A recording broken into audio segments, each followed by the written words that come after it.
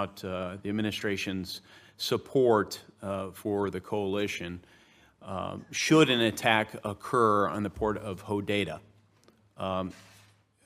You didn't respond directly to that answer. You indicated you repeatedly encouraged, the United States has repeatedly encouraged the Saudis, the Emiratis, and other members of the coalition not to strike the port of Hodeidah. Is our support conditional upon a non-attack on the port of Hodeidah? Yes or no, sir?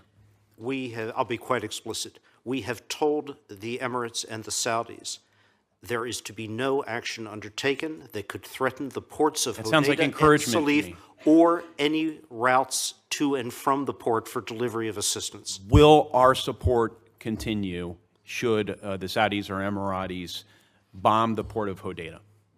We would not view such an action as consistent with our own policy upon which our support is based. Will our support continue should the Saudis or Emiratis or another member of the coalition bomb the port of Hodeidah? Senator, you are posing, with all due respect, a hypothetical.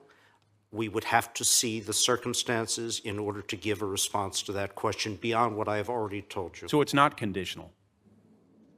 Our support would not be conditional on the continued allowance of food, fuel, medical supplies, and other humanitarian assistance into the primary port of Yemen. Senator, you and I have talked back in those dark days of October and early November, when we told the Saudis explicitly that if there was not an immediate lifting and a sustained lifting of any constraints on access through Hodeidah and Salif port, not just to humanitarian goods, but to commercial goods as well, that it would be exceedingly difficult to maintain the type of support for the coalition that had existed, and that view has not changed.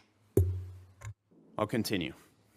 Mr. Jenkins, your testimony was compelling. You put forward a number of facts and figures, which I'd like you to underscore. Perhaps I can elicit a few more. This will go very quickly, but I think it's very important for all listeners to fully appreciate the gravity of the situation in Yemen. Approximately how many people, Mr. Jenkins, require humanitarian assistance in Yemen? 22 million people. What percent of the population is that? Approximately 75%. Was the number of people requiring humanitarian assistance increased from last year? It increased by, we're estimating 3.5 million people. And how much has it increased?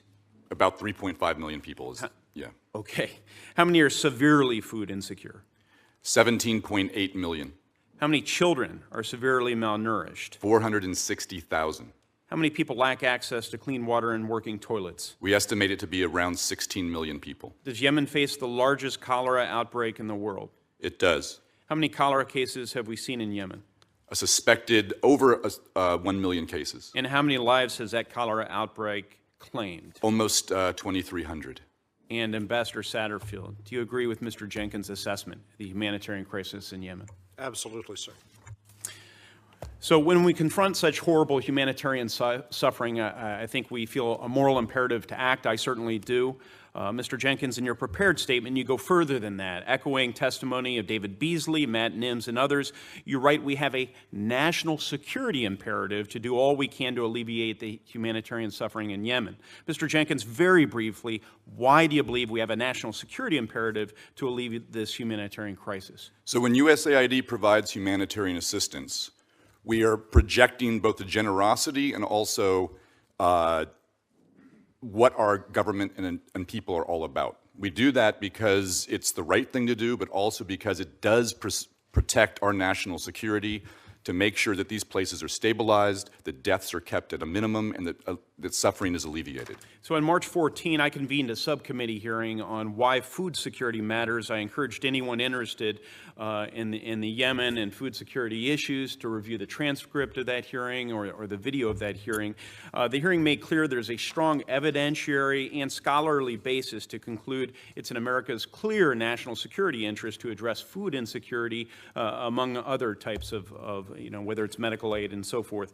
Retired Marine Corps Lieutenant General Castlellaw testified at that hearing that food crises grow terrorists.